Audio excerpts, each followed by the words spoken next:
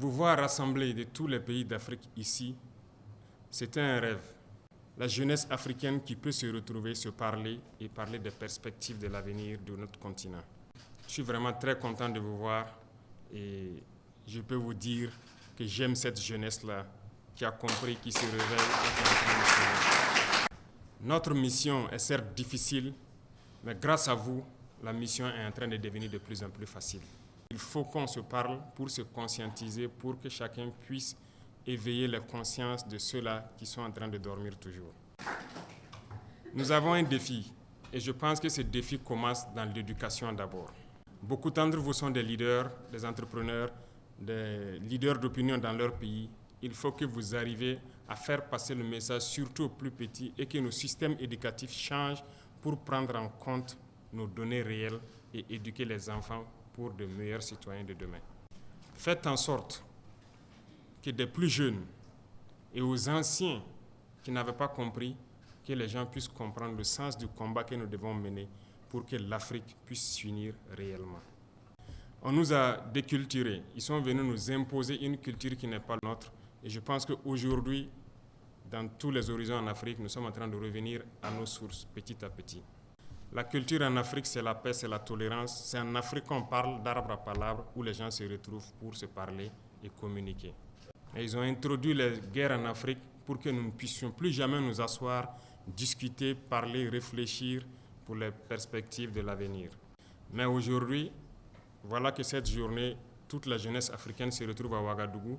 Pendant des heures, vous allez pouvoir échanger et planifier quelque chose pour l'avenir.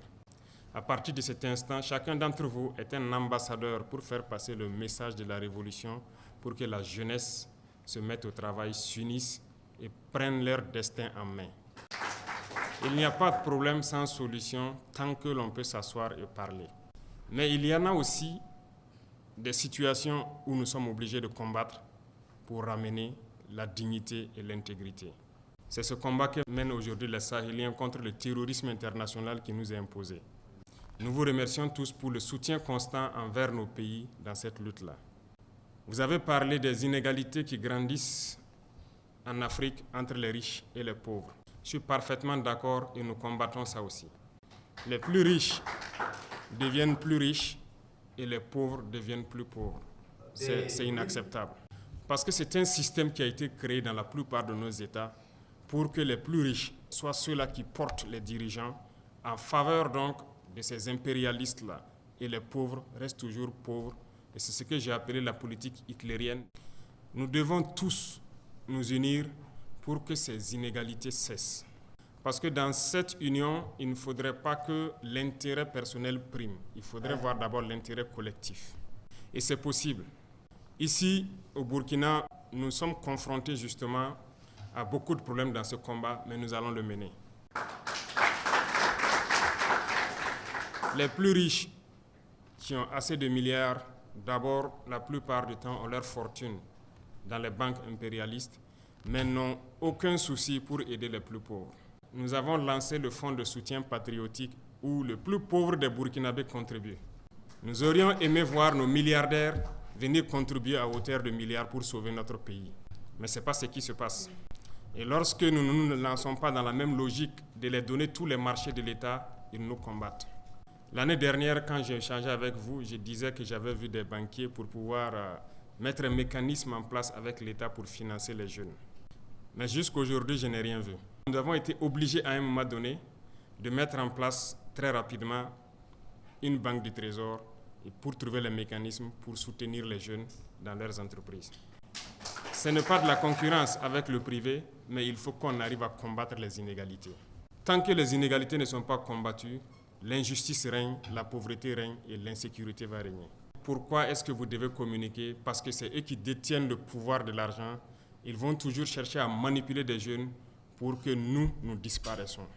Et aujourd'hui en Afrique, la jeunesse commence à se battre contre les corruptions et certaines déviations de bonne gouvernance dans leur pays et nous les soutenons.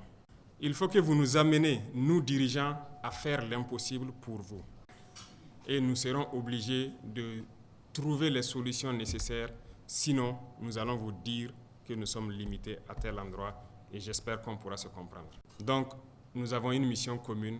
Votre mission, c'est de nous amener à être meilleurs pour que le continent soit meilleur. Et notre mission, c'est de tout mettre en œuvre pour exploiter tout le potentiel de nos pays pour que la jeunesse s'épanouisse.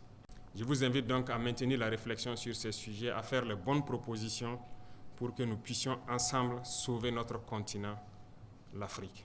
Et je sais compter sur vous pour mener les mêmes débats, les mêmes réflexions. Et pour terminer, je vous dirai, il faut croire en vous. Ça commence par là. Croyez en vous, croyez en la jeunesse.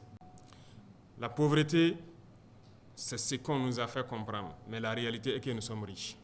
Faisons en sorte que nos richesses appartiennent à tout le monde et que cette jeunesse-là puisse s'épanouir, que nous ayons la sécurité que nous souhaitons et le développement. Nous pouvons et nous allons gagner le combat. Bonne chance à tous et bonne réflexion. Et je vous souhaite donc bon retour à tout un chacun dans son pays et que le message que je vous ai donné en tant qu'ambassadeur puisse continuer à se perpétuer dans vos États respectifs. Merci beaucoup.